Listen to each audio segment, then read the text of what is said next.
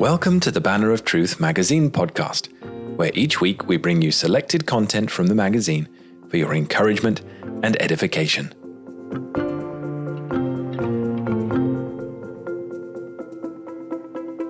It's a bonus episode this week and an interview with Dr. Chad Van Dixhoorn. We had the pleasure of talking with Dr. Van Dixhoorn about his upbringing, his conversion, his studies and research, which have focused on the Westminster Assembly, and also about Confessing the Faith, which he published just about 10 years ago with the Banner of Truth Trust. Well, it's a great pleasure to be joined today by Dr. Chad Van Dixhoorn, who is Professor of Church History and Theology at Reformed Theological Seminary in Charlotte, North Carolina. Thank you, Dr. Van Dixhoorn, for joining us. Well, it's a delight to be with you. As we begin our time together, I wondered if I could ask a little bit about your own background. I believe that though you've worked in America for many years, you're in fact Canadian. I wanted to ask a little bit about the way in which you grew up. Where did you grow up, and how did you come to faith in the Lord Jesus? Yeah, thank you, Joshua. I am indeed a Canadian. All the rumors are true. I grew up in southern Ontario in a rural community. There's my house, one more house, and then just dirt roads. So lots of farming. And my dad worked in a factory. We attended a Reformed church. Everyone in the church was a Dutch immigrant. So it was a congregation of the Free Reformed churches. And at some point, I suppose in my single digits still, we called a Greek pastor. He was a Greek man trained in England by Martin Lloyd-Jones, who had American citizenship, and he was called to a Dutch-Canadian congregation. The Lord used his ministry to very clearly save my mother. So for the four of us children, our lives turned upside down a little bit. She immediately became a more strict disciplinarian. She was very thoughtful about what we watched and listened to and what we did. And we became a Banner of Truth home.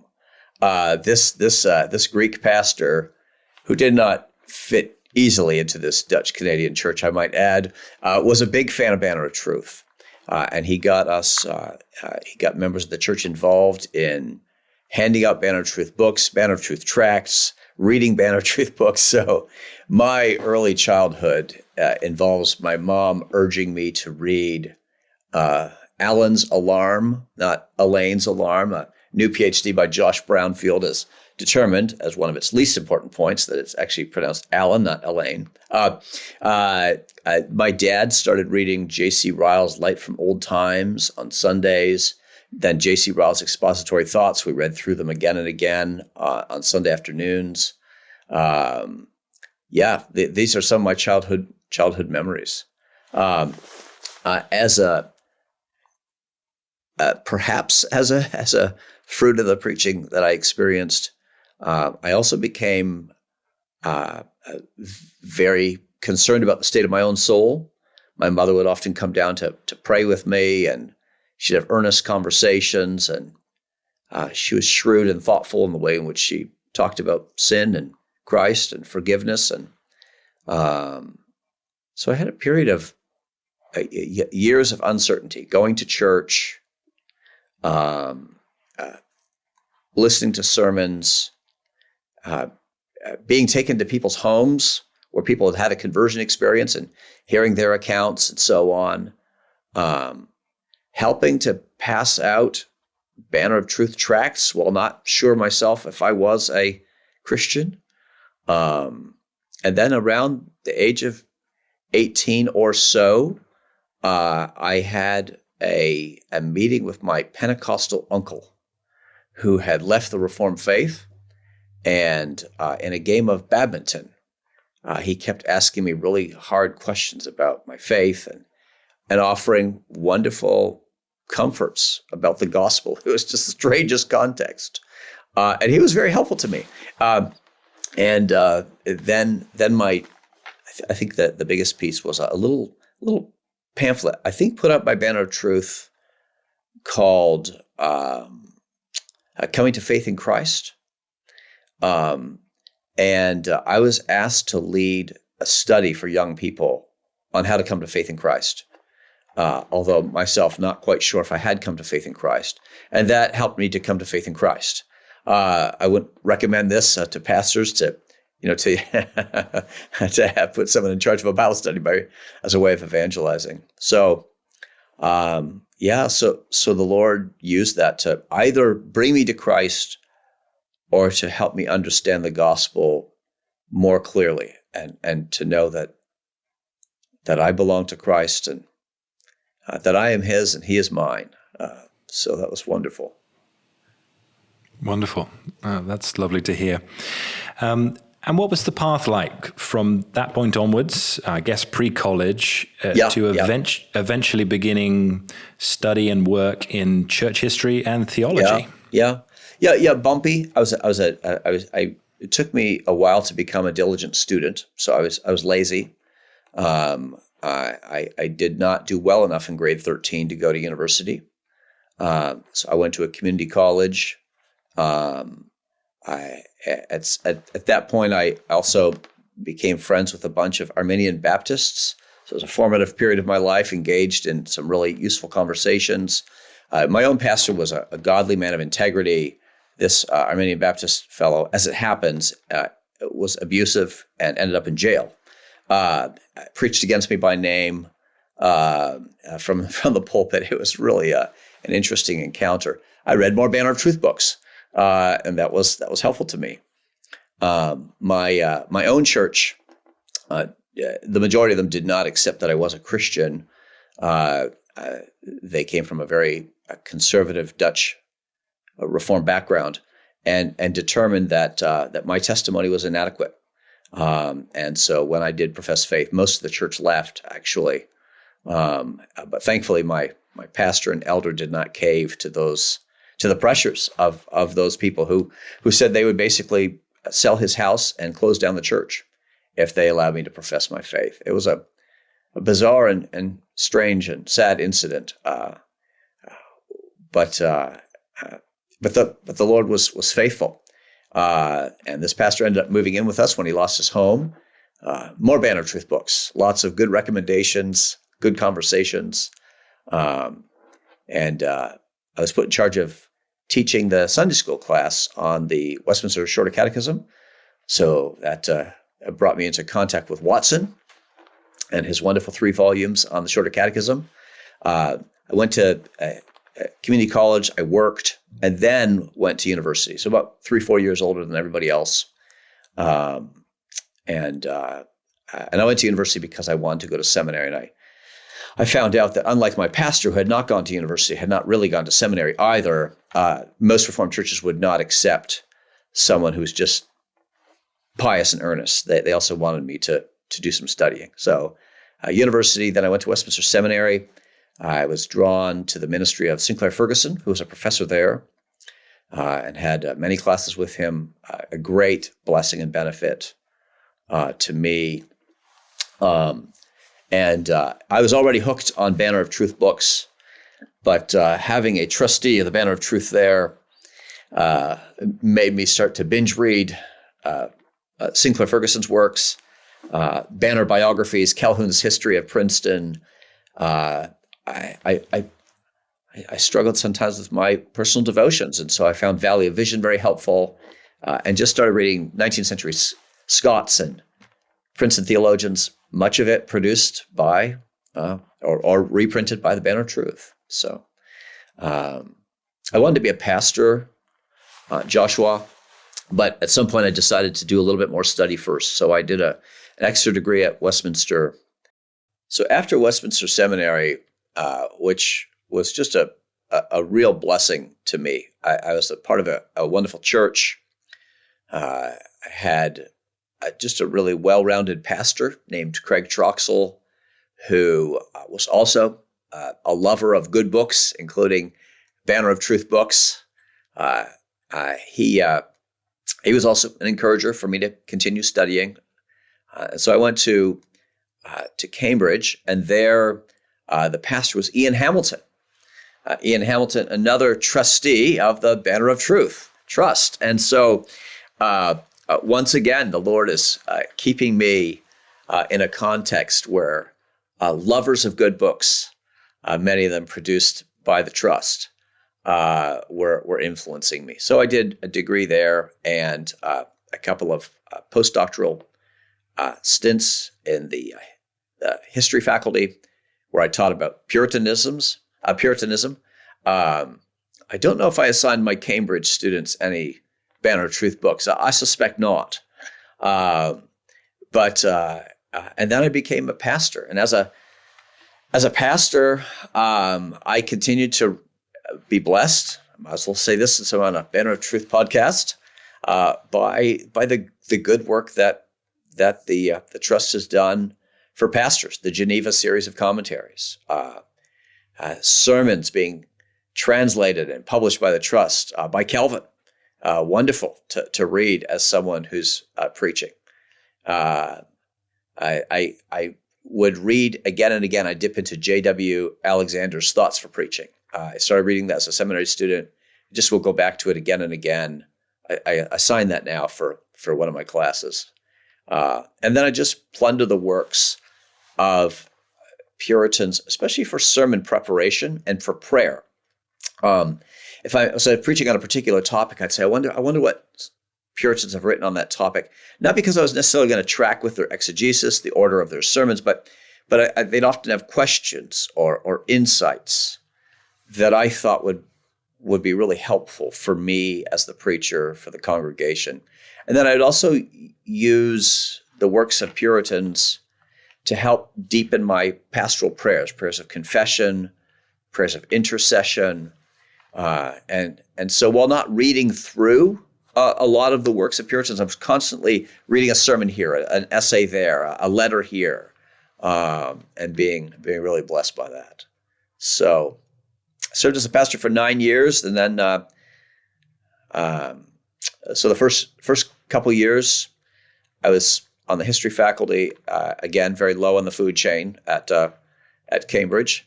And then I served as a pastor in Virginia, but immediately was teaching at Reformed Theological Seminary in Washington. Eventually, I was sort of doing both pastoring and professoring full-time, which, as you can imagine, was very enriching and also not sustainable. So I eventually made the very, very difficult decision of serving as a professor full-time, although I'm always happy when a church has mercy on me on a Sunday and asks me to preach and teach and so on. That's wonderful, and lovely to hear too how the Banner of Truth has been interleaved through your life in different ways. Oh yes, from the beginning, really. Now you mentioned that you were asked to teach on the Westminster Shorter Catechism. In view of the fact that much of your research and teaching has been about the Westminster Assembly, which we'll get to, could I ask what your first encounter was with any of those documents? Was it catechesis? Yes. So my family was camping in Northern Ontario, and I remember encountering my first Presbyterian church. So not a continentally Reformed background, but a little. I think it was a Free Presbyterian church in Northern Ontario. We came to church early, and there was a catechism class in process. I could recognize a catechism class when I saw one, and my mother no doubt said, join the children, sit with them. And so we sat with them, and the pastor, not knowing who we were, thought he would just sort of test the waters. And he asked us whether we knew what the chief end of men was. And none of us did. And the children around us just looked on us with horror. Here's people who don't even know why they exist. So that was my first encounter with the Shorter Catechism. Once there was a church split in my teens with this aforementioned godly Greek pastor. We ended up in a Presbyterian church, left the three forms of unity, adopted the Westminster Standards. And so we were all unfamiliar with them. And that's when I was asked to teach through the catechism. And I made a deal with the students that if they would memorize the questions, I would memorize the questions and all the scripture proofs each week. And they wouldn't have to say theirs unless I could say mine. And it was wonderful. It was a time of great growth for me to be reading Thomas Vincent, Thomas Watson, thinking about how to teach this material, learning so much myself. And then when I went to seminary, a courageous church put me to work with kind people listening to me expounding on the Westminster Confession of Faith for 15 minutes every Sunday morning. Prior to the beginning of a sort of in the American tradition, they often have a Sunday school class. So the first 15 minutes was a little exposition on the Confession of Faith. They'd long done something like this, and they put seminary students to work, and that's what I did. And that further increased my interest and knowledge of the Westminster Standards. And then I was writing up an independent study. I was always trying to make up a new course that would involve Sinclair Ferguson. I did an independent readings course with him, but I had no clear focus to my paper. And so Sinclair said, why don't you study chapter 18 of the Confession, since I was wrestling still with matters of assurance of faith. And that let me then begin to read more commentaries on the Confession, but also more the history of the making of the Confession. I began to learn about the Westminster Assembly and not just the Westminster Confession. And that was, again, a very formative moment for me. So I'd love to talk a bit more about the Assembly. So if we assume no existing knowledge, how would you introduce the Westminster Assembly to someone who's never heard of it before? Who was involved? How was it convened? And what are some of the different parties and different characters who became part of that group? Yeah. That's the kind of multi-part question that invites a kind of a ramble from a church historian. So here goes. Interrupt me anytime. Tell me that we need to come up for air. The Westminster Assembly is a group of theologians with political advisors from the English Parliament that met during the English Civil War, sometimes called Britain's revolutions. Certainly, England was not the only country at war. The wars in the mid 17th century, so the 1640s into the early 1650s, they were resulting from sort of economic disputes, from political and constitutional disputes, but also religious disputes. And indeed, the religious contentions and problems were the ones simmering the longest and boiling the hottest. And so the English Parliament, knowing that they were at war for a variety of reasons, and that one of those reasons was, in fact, what felt like to many an incomplete reformation of the Church of England, called a body of theologians together to advise it about how the church might be further reformed in doctrine, worship, and government. And so that's what they started to do in 1643. These men were called from all over England. No one came from Wales, I'm sorry to say. And even those who came from Ireland were born in England. So the initial start is very English. And then in the autumn, because Parliament's war was not going very well with King Charles I, and Parliament needed additional military help, they invited Scottish Presbyterians, also unhappy with the king, to come. And they signed what they called a solemn league and covenant. So it was a military league, but there's also a religious covenant in which the two churches pledged, or at least the governments of the two countries pledged, that their churches would become closer in doctrine, worship, and government. And so into the Westminster Assembly was infused some new life, extra talent. Robert Bailey, probably the second most significant a Scottish scholar of the mid-17th century, the second most significant scholar of the whole kind of covenanting movement in Scotland, a great educational reformer whose contributions I think have largely been overlooked. He came and said almost nothing, but he would write letters constantly about the assembly, breaking all protocols about silence and confidentiality to people in Europe, Scotland, and elsewhere.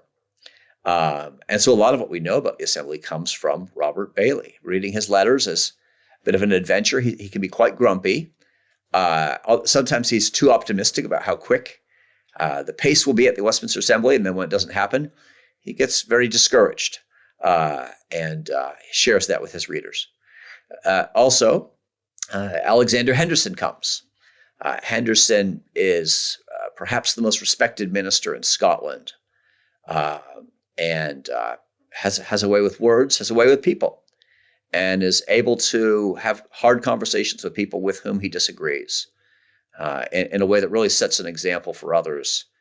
Although he did not write very much, everyone looks up to him as the leader of the movement. He's sent from Scotland to England to join the assembly as a commissioner. They're all commissioners to the assembly, not members of it.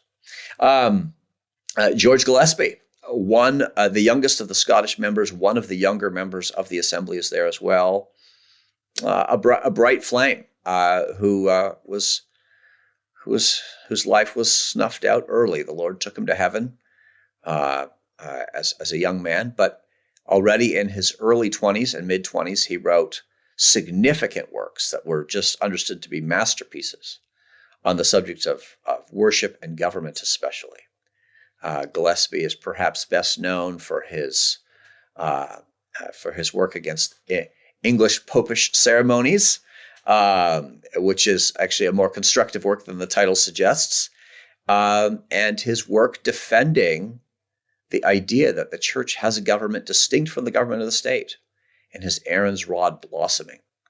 I don't know that the Banner has published any of Gillespie's works, but Naphtali Press and Reformation Heritage Books, I think, have published most or all of his works at this point, and they're a treat for someone who has a sense of humor, and Gillespie has a sense of humor, and it comes out, and for those who want to understand the Presbyterians. And then there's Samuel Rutherford. Samuel Rutherford is the greatest theologian of the covenanting movement. His works are being republished in a couple dozen volumes. I'm the general editor of those works as it happens.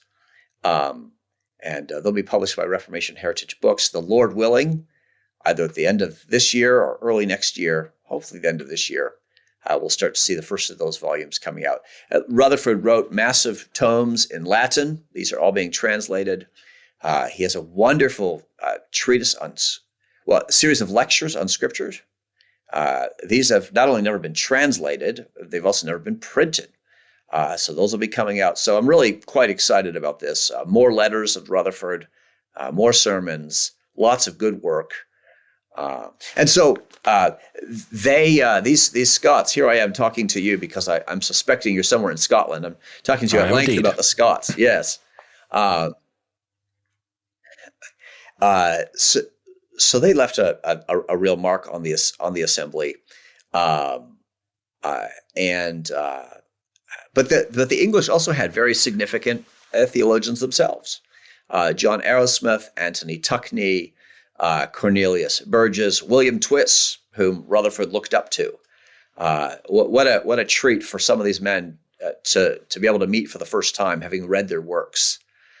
Thomas Goodwin amongst the Congregationalists, William Bridge, a brilliant preacher, all of them called together. And can you give us a sense? So we've got the Scottish commissioners who have come down, and they're slightly different from the members of the assembly. Can you give us a sense of the percentages belonging to different subgroups within the assembly members themselves? So there were some independents, but who else is present? So everyone there would be either Presbyterian, Episcopalian, or Congregationalist. The Episcopalians don't last long. just a few months. And some of these would be willing to have a kind of modified Episcopalianism, where a bishop serves as kind of like a permanent moderator of a presbytery and so on. Presbyterians constituted the majority of the assembly eventually. A bunch of English people are coming there with having a sort of an ecclesiology and polity in process. The Scots, of course, are all Presbyterians. And then there are Congregationalists at the Westminster Assembly, often called independents. The Congregationalists have sort of the famous five, Goodwin and Philip Nye, Sidrek Simpson, Jeremiah Burroughs, and William Greenhill. I think those are my Fab Five, but my mind just went blank. But what's not been recognized is that the Congregationalists are represented in a much higher proportion than that. There's, depending on how one counts one's Congregationalist, is Joseph Carroll a Congregationalist when that's what he teaches, but he's still willing to participate in a presbytery for certain purposes because that happens to be the ruling form, the official form of government in his day? I think so. I think he's dispositionally and convictionally a Congregationalist, but he's willing to work with the Presbyterians. If the numbers may be as high as 20 Congregationalists at the Westminster Assembly. Now, given that Congregationalists represent probably 0.5% or less of the total number of ministers in the country, for as many as a fifth of the active membership of the Assembly to be Congregationalists is a strange proportion, but it reflects what's going on in Parliament. In Parliament, there's a number of key Puritan members of Parliament, both in the Lords and the Commons, who are drawn towards Congregationalism, and they use their influence to stack the Assembly with Congregationalists. And so that obviously impacts the debates that have to do with church government. That's really interesting. To ask you a slightly different question, you have edited with Oxford University Press what is a definitive collection of papers on the Westminster Confession of Faith, alongside the larger and shorter catechisms. The student of the confession who wants to find out, okay, so what was involved when the assembly sat down to discuss the Trinity? Is it possible to reconstruct those debates, and to what extent can we do that from the existing records? Yeah, a part of what we can do is sort of one step removed from that endeavor. We have copious records on the Westminster Assembly's debates over the 39 articles. But when a few years later, the scribe of the Assembly is recording the debates of the Assembly over the Westminster Confession of Faith, he's pretty weary by that point in time. And so his records, rather than having 20 pages of debate, or 20 pages of recording over a day's debate, he'll often just have a few paragraphs, sometimes just a paragraph, summarizing. So we debated creation today. Next day, we debated creation again today. We debated creation and one other topic today. And so you can say, okay, so in total, they debated creation for 3.5 days. But you don't know much about what was debated. And one sometimes has to infer from maybe a debate over the catechism or a debate over in the 39 articles what might have been discussed in such a debate. The best guide to debates over the confession and the larger catechism, two books put out so far by John Bower. One's called The Confession of Faith, and the other's called The Larger Catechism. But John Bower, Bower, has produced, I think, sort of the definitive guides of the making of these texts. And right now he's working on the Shorter Catechism. And this is a series we're editing together. We also hope to do the Assembly's Psalter, the Directory for Worship, the Directory for Church Government, and the Assembly's majority and minority papers. So the 5-volume work by Banner of Truth is not as long as it could be. There could be 7 more volumes. But at the price that those volumes come at, we thought it better to produce the rest of those volumes of the Assembly's principal documents in a separate series, which Reformation Heritage Books is putting out. So two of the 7 volumes are out, and we're making progress on 3 of the other volumes behind the scenes. Okay. Yeah. That's exciting. So wanted to ask you about one specific chapter. Chapter 23 deals with the doctrine of the civil magistrate, or we might say the government or the state. I think many of us around about the time that COVID struck suddenly realized, we needed to get our our doctrine of the civil magistrate in order, figure out what we believed. Where was the assembly coming from on that topic? And related to that, why was there a divergence a bit later on in America? Yeah. So you're asking a church historian a historical question, and one has to decide: do we start with Noah's Ark, the apostles, Constantine? I'll start with Constantine. The church becomes legal. Christianity becomes legal under Constantine, and he begins a practice of endowing the church with gifts, including paying for clergy to come to synods and councils on the government's dime, which initially people are very thankful for, especially as they're emerging from the wreckage of the last and one of the greatest persecutions of the church. The habit of rulers and wealthy people giving to the church on a large scale, but also expecting influence on the church in return continues. And throughout the medieval period, there are times of greater and lesser cooperation between the church and the state when it comes to enforcing, say, the rulings of a church. If the church says that someone's a heretic, the church can impose its own penalties, but sometimes in some states, the state would add its own penalties to that of the church, and that becomes routine. So you have a situation where the church, the state supports usually only one form of the church.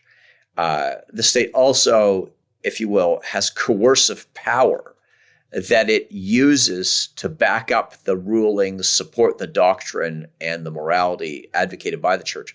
And so you have what will later be called, the terminology is not there, but the reality is, an established church in state after state. That becomes the norm in Western Christianity, and it's always been the norm in the East. At the time of prior to the Reformation, the church, the state begins to encroach even further on the church. And this is a story that's incompletely told, I think, in many older histories of the Reformation. So in the pre-Reformation period, there are city-states and others that are saying the church is not doing a good enough job in discipline, the church is not doing a good enough job in doctrine, and the state is actually beginning to appoint preachers even, and to take away from the church different disciplinary functions and so on. So this is something more than just an established church where the state is saying, we will support you financially, we will coerce people to be members of the church. In this case, you have city-states especially that are taking on the functions of the church. And Zurich would be a great example of that. When the Reformation comes, most reformers are attempting to draw back from that later, especially aggressive stance by the state. Famously, Ulrich Zwingli does not. He embraces this. But Calvin, for example, will accept the older norm of a church being supported by a tithe system. He will also accept the idea that the church, that the state can coerce people to meet with the elders. If there's a problem of discipline and they don't want to meet with the elders, the state can send a bailiff along and make them meet with the elders and so on. But he is actively pulling back from the other encroachments of the state. So it's interesting. If one kind of misses the late medieval moment where the state is really beginning to encroach on the work of the church, it seems like Calvin's merely in continuity with what's happened, but in fact he is resisting some of what's going on in his own day and what's been going on for the last century. But nonetheless, the idea of an established church remains the norm. By the time you get to the Westminster Assembly, however, you have members of the Assembly who think that this has not been going well. Most of them still believe in an established church, but you have a minority who think that the coercive power of the state in matters of religion needs to be dialed back, and that liberty of conscience needs to be better protected, liberty of speech, a greater degree of liberty in the press, and so on. And at the same time, you also have a coherent account of state incursions into the matters of the church. Starting in the 16th century, you have a theologically and exegetically defended position that says the state ought to govern the church. The government of the church is not distinct from that of the state. And this is called Erastianism. And so on the one hand, you've got this pocket of people at the assembly who are saying, boy, that we've gone too far with the state. And on the other side, we've got a group of people saying, we need to go further, or at least we need to cement any gains that we have of state control of the church. And so you have Erastians like John Lightfoot right behind me, Thomas Coleman, at the Westminster Assembly, and other politicians there arguing for greater control of the church. And so chapter 23 is written with these different polarities.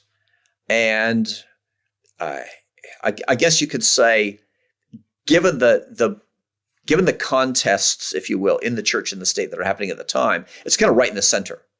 After a long debate, paragraph 4 does include the coercive power of the state when it comes to matters of, excuse me, I should back up. There's really two chapters of the Confession where the state and the church are closely connected. One has to do with Christian liberty, and there the Westminster Assembly, after a debate, decides that the state ought to be able to coerce those who are teaching flagrantly heretical or flagrantly immoral doctrines.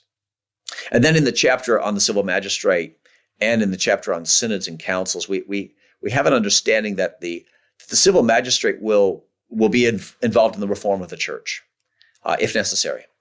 And that in a Christian state, synods and councils will normally be called by the state. They won't run them, but they'll call them, which is a little bit like what's happening at the Westminster Assembly. The state asking in fact, just a lot of what's happening at the Westminster Assembly. The state is calling the church to reform itself through this mechanism. So that's just the British scene. Any thoughts about that, or do you want me to go on to the American side of the story? No, I think it would be fascinating to hear why and how there was a divergence later on in America. So following the Westminster Assembly, the plight of Presbyterians is not a happy one. In Scotland, they're persecuted. In England, they're persecuted, as are Congregationalists.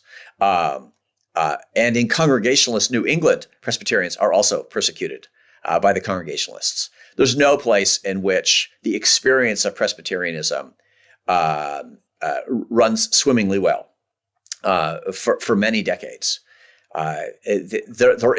There's no state in the English-speaking world that wishes to support Presbyterian church government. I think that experience is telling. I think I think it gives oxygen to those who want to see a greater distance between the church and the state. By the time Presbyterianism is legalized in some states in America, Presbyterian ministers at their first, or very early on, begin to demur from the paragraphs and lines in the Confession of Faith that permit the state to coerce in matters of religion. More work really needs to be done on those meetings and those who are present to understand their exegetical rationale, to understand what sort of systematic and theological issues that they saw with the establishment idea, where the church is established by the state.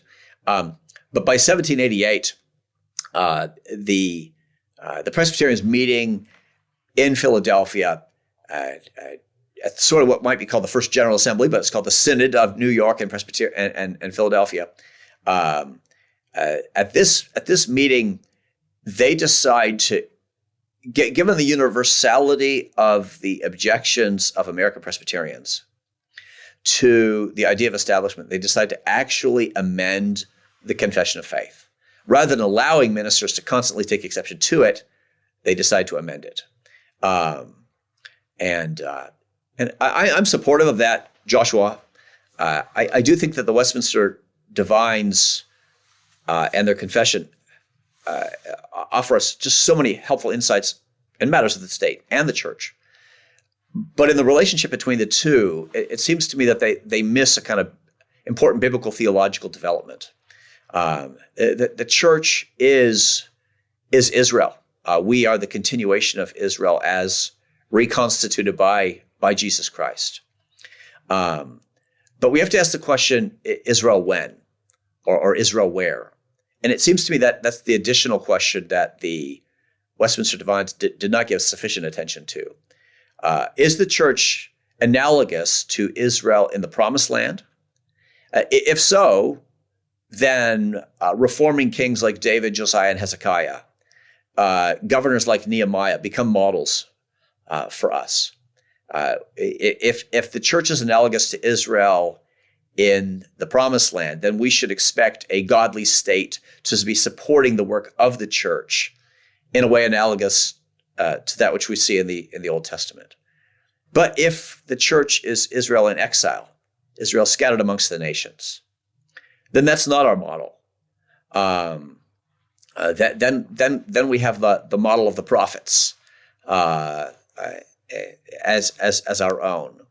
And it is significant to me that the examples given of the church, the examples that the church is given from the Old Testament in the book of Hebrews are wilderness examples, not promised land examples.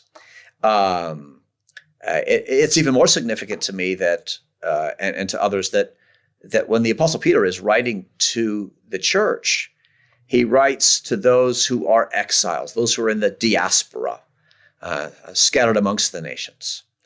That seems to me the proper analogy, and the American revisions recognize that in a way that I think is fruitful, helpful, and offers I think increased biblical fidelity. So that's my take as a Canadian.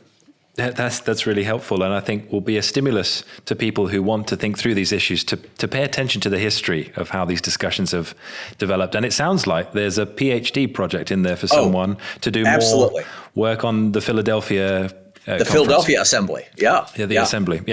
So to change tack slightly, I'm conscious of time. It would be great to hear from you. You're as a Presbyterian, you're teaching in a Reformed seminary. Do you find with young people who perhaps have been familiar with the shorter catechism, at least from youth, do these documents still have the power to surprise them when they come through and look at them in seminary? And how have you seen that working out in the classroom? So at Reformed Theological Seminary, many of our students do not come from a childhood encounter with the Reformed faith. Some of these are young men and women, trained to be counselors and so on, come to RTS with drawn to the Reformed faith, but not necessarily steeped in it. And so for them, each student is required to memorize the Shorter Catechism. There are lots of surprises. Just the delicious simplicity in which difficult concepts are sometimes stated, the clarity, the conciseness, the doxological flavor. All of these things are routinely mentioned by students as just such a pleasure to encounter. Terms come alive as they're fleshed out in pithy little questions and answers. And I've been reading the Westminster Standards for a long time. I usually read part of the Westminster Confession of Faith or some catechism questions and answers each morning, just to kind of prime my heart, prime the pump as I'm turning to God's Word. And I just last week I was reading the Westminster Larger Catechism on the Sabbath, which I've read I don't know how many times, but just noticed some things I had not thought through before. Some real questions 121, 122, just how pastoral and thoughtful they are, and addressing the challenges that people face in honoring the Lord's Day and valuing the fourth commandment. I just thought, wow, this is really helpful. And so, an old hand can also be delighted and surprised as he or she reads an old classic. And with the courses I teach, I'm often drawing on the Westminster Standards, whether it be a pastoral theology class. I also teach worship, church government, sacraments, and yes, I teach Westminster Standards, and in a variety of classes. These works help orient our reading of the Scriptures, help us to pull together threads and themes, and help us sort of knit together practices and doctrines, and sort of paint the big picture in a useful way. That's very helpful. Now, as we come into land, I'm going to wave 2 volumes, and I'm going to have to describe this like a sports commentator for the benefit of our podcast listeners. I've got Confessing the Faith and the Study Guide of Confessing the Faith, written by your wife, Emily, as well as publishing in an academic way and making the resources of the Assembly more available. You've also written these 2 books. What was the heart behind them? I should also say we're coming up on 10 years, the decade since these books came out. But what was the heart behind them as you formulated Confessing the Faith? So Confessing the Faith is an attempt to look at the Westminster Confession of Faith, both in its original and in its American forms, on its own terms. There are many edifying commentaries on the Westminster Confession of Faith. A subset of them wander fairly heavily into the author's own reflections on doctrines discussed in the Westminster Confession of Faith, and sometimes leave a paragraph, a line, an idea untouched. And so I wanted to try and account for each part of the confession. Secondly, I wanted to try and understand the Assembly's confession on its own terms. That is, use the proof texts that the Assembly provided itself to illumine what might be meant by difficult passages, to enrich what is meant in the clearer passages. And then thirdly, it seems to me that a commentary on the confession, if it's going to capture the intentions and the flavor of the Puritan authors behind it, ought to have a doxological angle to it. And so each of the 10 to 12 minute, or depending on your reading speed, 10 to 15 minute chunks, so 3 pages or so, expounding each paragraph of the confession, is asking the question: how if we believe this, might it impact our prayer life, our worship, our piety? Because the Westminster Divines knew that the Reformed faith is not just a doctrine; it is a piety, and it's a perspective on worship and government. And so, I want to sort of think about those different angles as we're expounding that doctrine. And then Emily, who does not read all my books, but loves this one, thought that it would be a wonderful idea to produce a study guide for individuals and groups who might like to work through the book and be given prompts for discussion and so on. And so her guide to the guide, if you will, is designed to ask questions about doctrine. What's the doctrine being taught?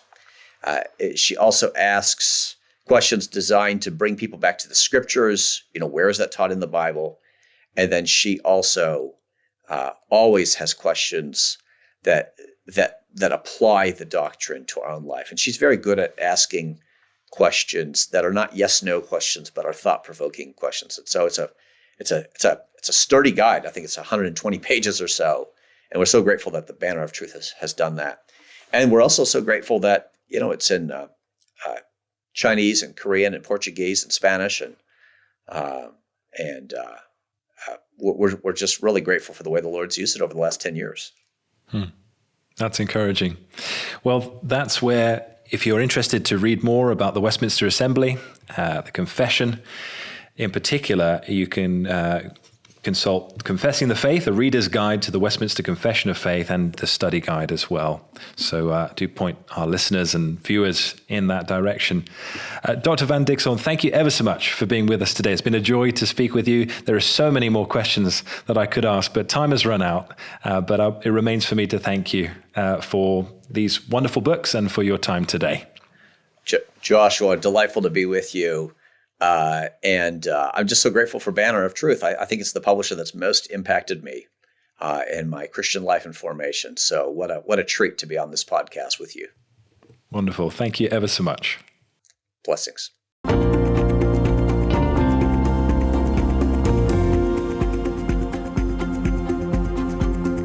Thank you for listening to the Banner of Truth magazine podcast. To subscribe to the magazine in print or digital formats, or both, see the show notes or visit banneroftruth.org.